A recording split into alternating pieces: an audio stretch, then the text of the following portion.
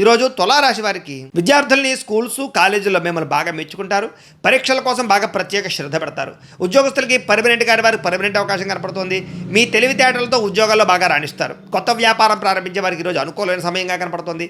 కస్టమర్లతో సమయస్ఫూర్తితో మాట్లాడి వ్యాపారాన్ని పెంచుకోగలుగుతారు. స్త్రీలకు ప్రతిభతంగా గుర్తింపు, ఉద్యోగ అవకాశాలు రాబోతున్నాయి.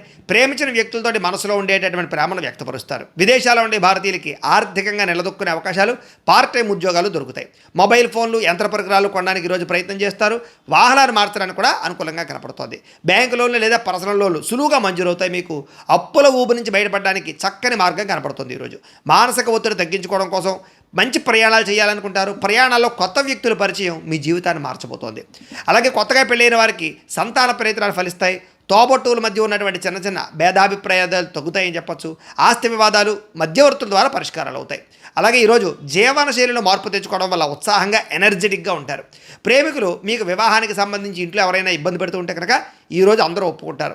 అలాగే ఎంతకాలంగా ఎదురు చూస్తున్న వివాహ సంబంధాలు నిశ్చయం అవుతాయి. భార్యాభర్తల మధ్య అన్యోన్యత పెరుగుతుంది. గొడవ పడిన భార్యాభర్తలు కలుస్తారు. అలాగే గృహాలు, భూములు, కొత్త ఆస్తులు కొనుగోలు చేయడానికి లేదా పాత ఇంటిని రీమోడలింగ్ చేయడానికి ఈరోజు అనుకూలంగా కనపడుతోంది.